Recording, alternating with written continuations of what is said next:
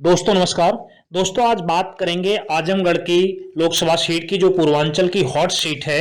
कारण ये है कि विपरीत परिस्थितियों में जब पूरे देश में मोदी का डंका बज रहा था, पूरे देश में प्रचंड बहुमत से मोदी की सरकार बनी थी, उसके बावजूद आजमगढ़ भारतीय जनता पार्टी जीतने में कारगर नहीं रही थी।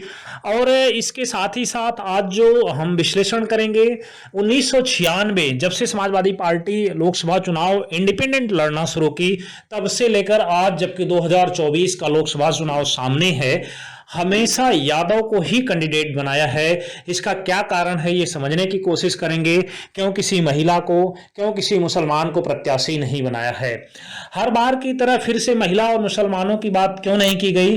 खास बात तो यह है कि समाजवादी पार्टी मुसलमानों की सबसे बड़ी हितैषी पार्टी मान कही जाती है और 96 से लेकर 24 तक किसी मुस्लिम उम्मीदवार को, जबकि बहुजन समाजवादी पार्टी लगातार बसपा से अकबर अहमद डंपी को चुनाव लड़ाया, लेकिन सपा ने हमेशा 1996 से लेकर 2024 तक यादव कैंडिडेट ही दिया आजमगढ़ में। 1996 से लेकर 1999 तक पार्टी ने रमाकांत यादव को मैदान में उतारा और 2004 में जब रमाकांत यादव ने बसपा का दामन थामा तो उनके मुकाबले शहर के विधायक, सदर आजमगढ़ के विधायक दुर्गा यादव को टिकट दिया गया, लेकिन दुर्गा यादव चुनाव हार गए थे। 2008 में भी उपचुनाव हुआ तो पूर्व मंत्री बलराम यादव को टिकट दिया गया समाजवादी पार्टी से और बलराम यादव तीसरे पोजीशन पर रहे, वो भी रमाकांत के सामने टिक नहीं पाए। 2009 के चुनाव में रमाकांत भाजपाई हो चले थे और उनके सामने एक बार फिर समाजवादी पार्टी ने दुर्गा यादव पर दांव खेला और वो फिर से चुनाव हार गए।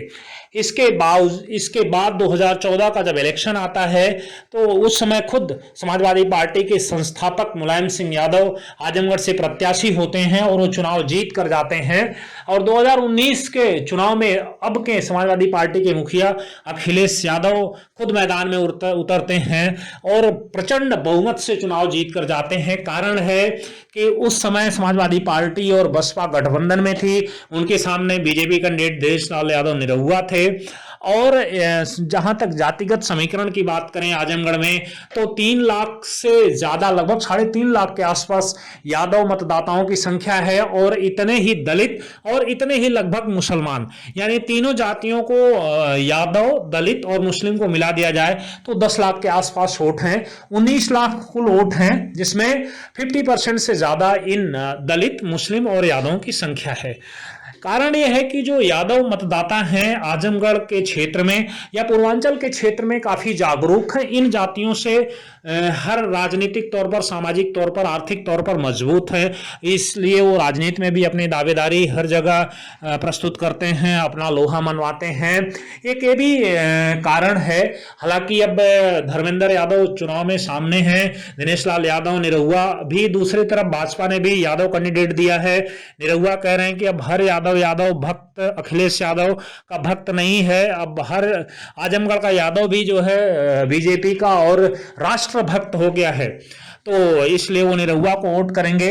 और इस बात को निरहुआ बखूबी समझते हैं क्योंकि कई बार वो कह चुके हैं कि नेताजी मुलायम सिंह यादव का असली वारिस मैं हूं, उनका राजनीतिक विरासत मुझे मिलनी चाहिए। उनको मालूम है कि जब तक यादव मतदाता आजमगढ़ में उनका सपोर्ट नहीं करेंगे, गुड्डू जमाली वैसे ही समाजवादी पार्टी के साथ हो गए हैं, तो उनकी डगर काफी मुश्किल हो सकती है।